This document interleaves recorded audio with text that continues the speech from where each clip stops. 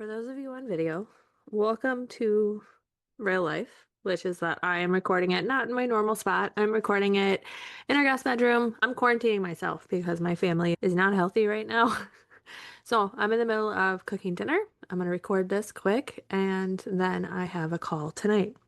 And that is the life of a small business owner. So we are coming at you real and raw, but I still want to give you the good nuggets that you desire. Welcome to Coffee and Conversions, the podcast for millennial moms building something meaningful alongside real life. We're talking web design, SEO, Pinterest, and organic marketing, the behind the scenes systems to help your business get seen without taking over your life. I'm Julie, the founder of PNW Designs. I'm a Minnesota mom working full-time in corporate America, actually in finance, while growing my business on the side.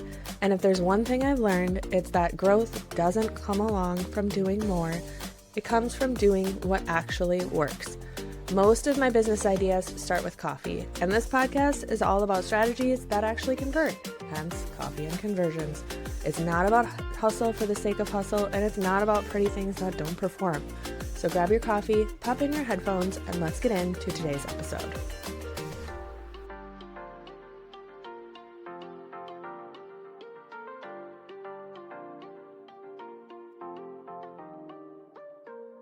So, one of the biggest hurdles in my business is helping small business owners understand that search engine optimization strategy can't be skipped. And if you want your business to grow outside of the word of mouth and social media, you may be thinking, I have no idea if anyone is even finding my website. And usually it's followed by, I don't get search engine optimization. AI is changing, so why should I care? I don't even know where to start. I tried once and nothing happened. So if that's you, you're not alone. And it takes a lot to run a business. Again, based on my intro, trust me, I'm just like you. You may have a website, but it may not be optimized for search. You may not even have a website yet or DIY it, and it's a great start. But if you want to see the growth organically, that's where SEO comes in. So today I'm walking you through a small business SEO checklist for beginners. What you can do today to get started in optimizing your website for search, from one Minnesota mom to another, or wherever you are listening. First and foremost, as we get into it, there continues to be a lot of scarcity tactics around AI and SEO. And no, AI did not kill SEO.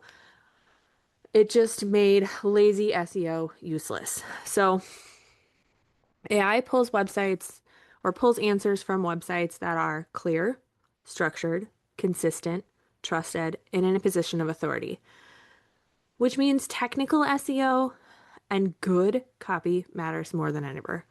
So when someone asks ChatGPT or Google as AI overview a question, it's not inventing answers, it's pulling it from sites that have already been taught the internet who they are. This is why I keep saying you can't get traffic from search, whether it's Google or AI, if your foundations aren't there on your website. So let's talk first about why most DIY websites don't show up on search and kind of reassure you that you're not alone in that. But here's the thing. You can absolutely DIY a website today, meaning make it look decent and put, especially if you have any sort of creative eye, and make it live. Squarespace, show it, go high level, Wix. But here's the part that no one talks about, and it's a website existing is not the same as a website being found. Most people build a site, edit the copy until it's good enough, and hit publish thinking that Google will just figure it out. And newsflash, it won't. Because Google doesn't read your site like a human does, it reads it like a system. And when you change words without realizing it or tagging them properly, you can actually erase the meaning of your page and confuse it even more. So that's where keywords and good SEO structure come in. And keywords aren't buzzwords. They're how people actually describe their problems when they're searching for help.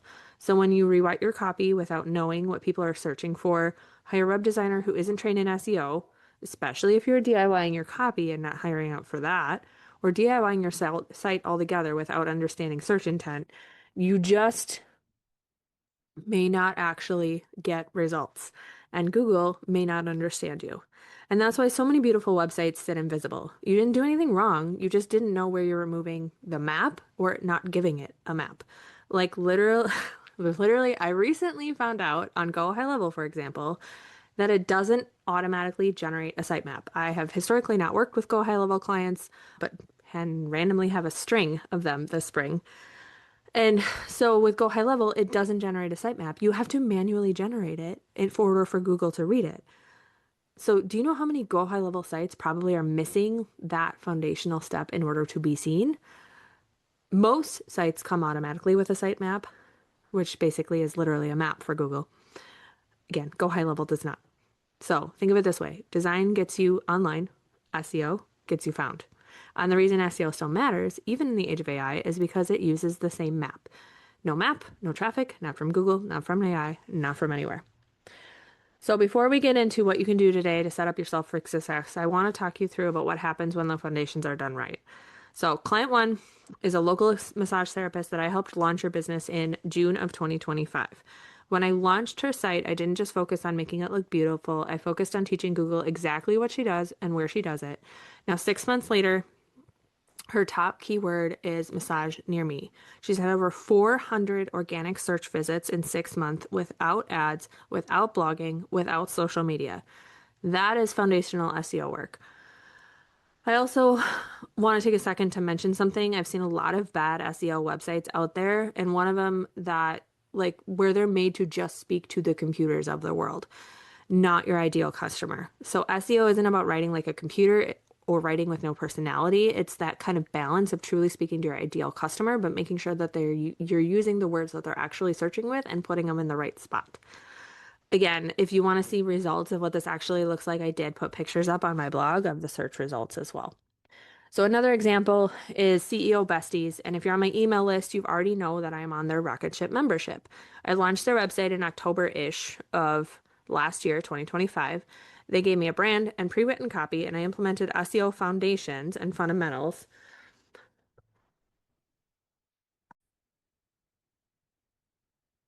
I implemented SEO fundamentals like proper header tags and alt text while designing their homepage and mastermind page. I also made sure that they had at least one core keyword per page. And what happened?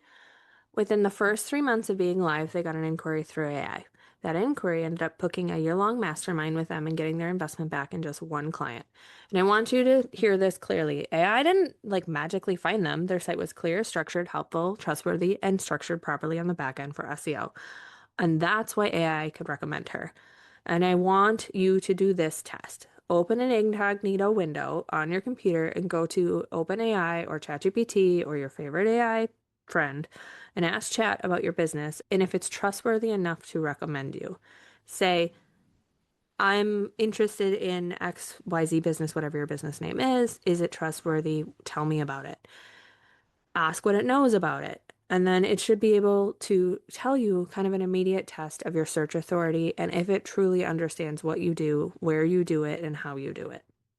The third client was somebody who hired me for SEO foundations and implementation, and she had a pretty website built on Squarespace, but it was one page and it wasn't optimized for search.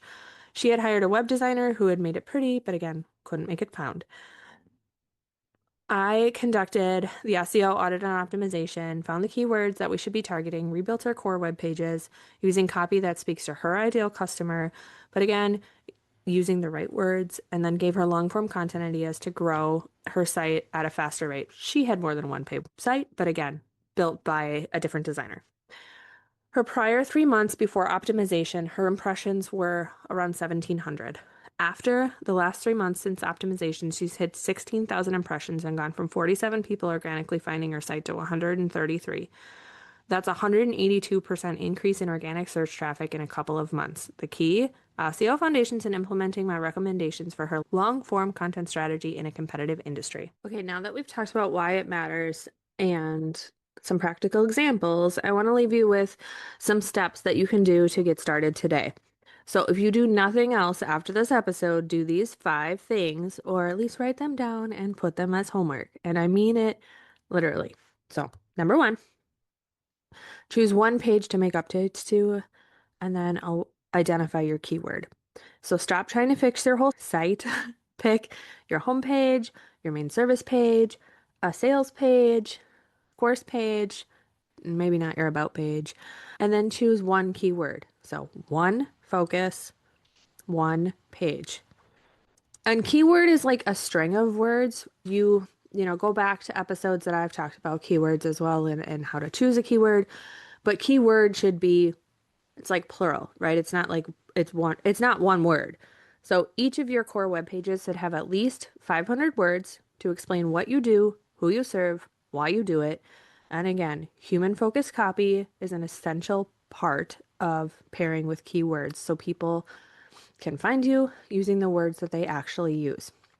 What I want you to do is figure out kind of what you think your targeted keyword is going to be or keywords, and then open Uber Suggest and create a free account. Then search the words that you think people are searching for to find you. You want your core keywords on the page to have more than 100 search volume per month, ideally, and an SEO difficulty of under 35. So, for example, my SEO page is SEO Strategy Consulting. Massage by CJ's page is Massage Therapy in Spring Park, Minnesota. Another client was Fashion Business Consulting Services for apparel brands. That's one keyword, right? That's the targeted keyword. And obviously it's what, 6 words? So those are called long tail keywords. But again, you get the idea. Another one was Color Analysis Services in Edina, Minnesota. So notice something about all of these, and it's true for every example. It's what do you do? Where do you do it? And obviously, like local SEO, go back to episode 79. It's not going to be for everyone, but the where do you do it is obviously very important if you are a local business or serving local people only. I often use those keywords then in small headers on top of the page and more eye-catching, bigger headers as your H2, which is your kind of larger header that is less robotic. So I call it an eyebrow header. I think that's a formal term, but again, those keywords are going in the little header on the top and tagged as H1. Once you determine your keyword, again, you're going to put it in as your top H1 header on your page, and it's going to answer the question, what do you do and where do you do it? Remember on Squarespace, you are restricted. So unless you hit this little like thing that changes the text size, it's like an A with carrots. Your H1 header is your largest header. So keep that in mind as you're writing your H1 headers on Squarespace, but remember you should only have one per page. And note, it is obviously more nuanced than that, and why I use massage therapy and not just massage, or why I use fashion business consulting versus fashion business consultant. But that's truly where, again, the SEO strategy consulting and audit report can come in. But this will get you some of the way there and making sure that you have a chance of showing up for what people are searching for related to your business. Step 2, rewrite your title and meta description. Now that you've updated your primary header, I want you to update your SEO title and meta description. This is the easiest win that most people skip. Your SEO title is the title that actually shows up on Blue on Google, and your meta description is the description underneath it. So your SEO title should be 65 characters or less, and your meta description should be 125 characters. Just because Squarespace, for example, gives you 400 characters does not mean you should use it. So it should say who you help, what you do, where you do it. Remember, you're not writing for robots. You want this to entice them to click, but still incorporate your identified keyword. On Show It, it shows under SEO settings, but if you're a WordPress for blogging or blog integrated pages, it's actually in WordPress which a lot of people miss. So if you're in the blog section of Show It, and you have pages under there that are live, all of those SEO settings are actually in WordPress. They are not in Show It. So just please keep that in mind if you are updating pages and want to update your SEO title or meta description. For Squarespace, it's under the page settings as well. And for Wix, I believe it's on the top under SEO settings, and same with Go High Level. Number 3, adding internal links. Think of it as your spider web. So I want you to picture a spider web for a second. A spider doesn't build in one straight line and hope that food magically shows up, because it's not going to catch it, right? And honestly, I hate spiders, but it's a good analogy. Spiders build a web. For everything connects. Everything threads somewhere. And your website should work in the exact same way. Most business sites, most small business sites are built like islands. You land on a page, and that page talks about what it's supposed to talk about, and that's it. No next step, no direction, no path, no integrated section about who you are or about your other services or checking out your blog or checking out your freebie or checking out your podcast page. And when that thing happens, 2 things break. Google can't understand how your site fits together, and humans leave because they don't know what to do next. So internal links are the threads of your web that keep Google and tell people which pages matter most, what topics you're known for, and how content connects. Remember, you should be doing this for your blogs as well. It tells visitors where to go, what to read, and how to keep learning from you. This is why internal linking is both an SEO strategy, but also a UX best practice, user experience best practice. It keeps people on your site longer, it builds trust, it builds authority, and it builds clarity. So instead of asking, what pages do I need, start asking, how do these pages connect?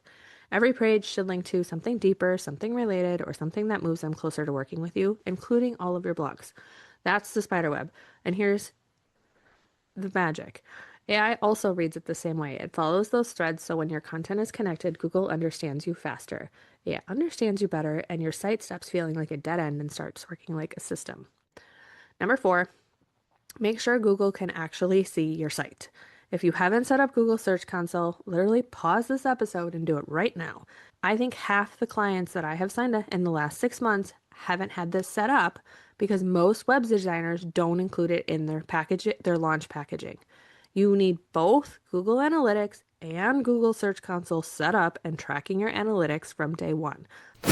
I'm interrupting this episode because if you have Google Search Console and Google Analytics set up, but don't actually know what you're looking at or what it means, then this is for you.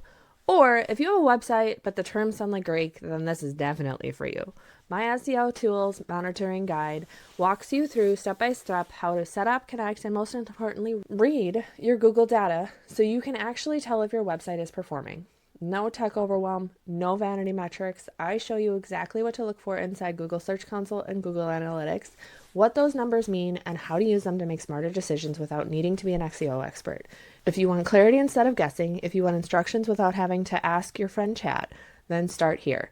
You can grab the guide at buypwdesigns.com/SEO-monitoring-tools or linked in the show notes. Now back to the show. Like I said, majority of the clients that I sign on assume they have it because they had a web designer, and most of them don't.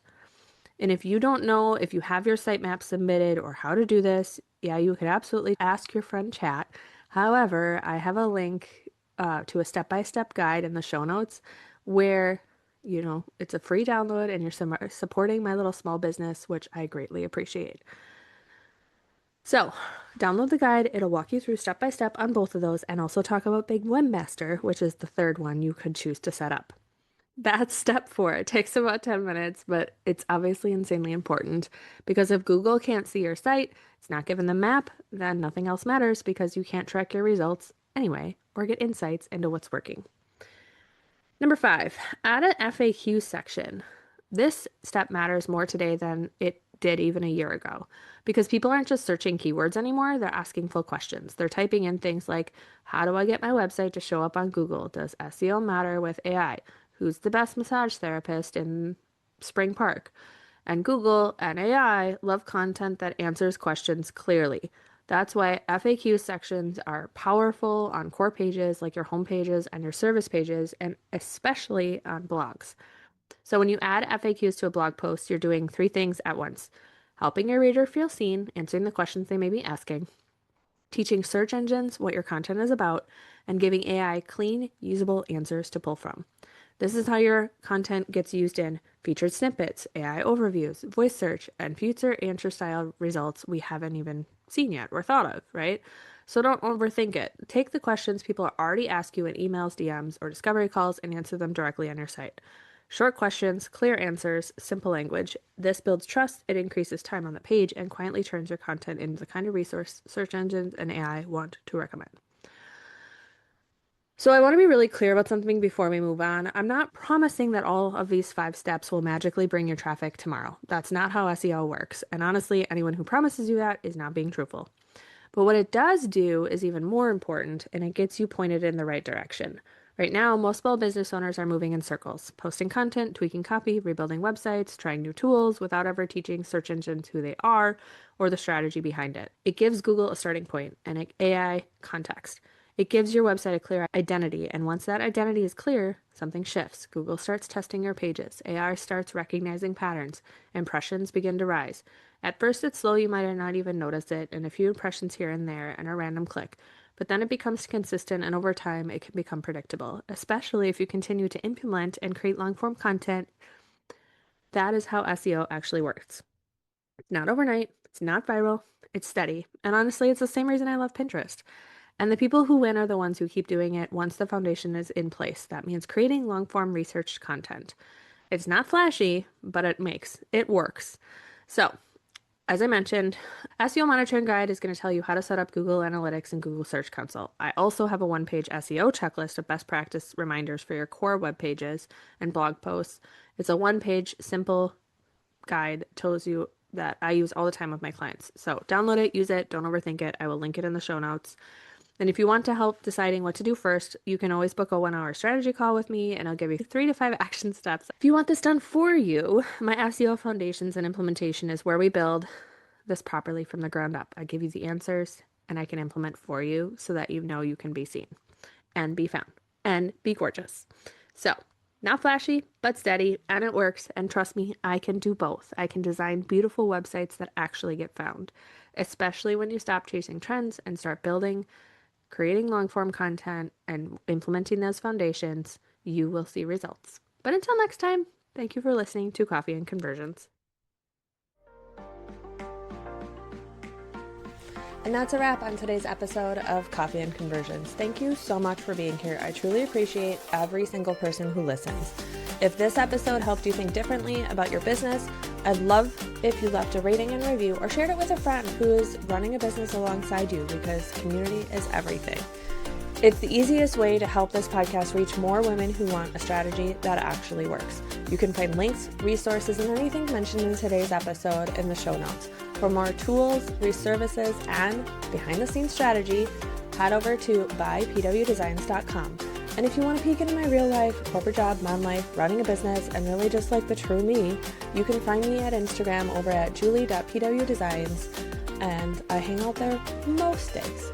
Until next time, keep on building intentionally, and I will see you back here at Coffee and Conversions.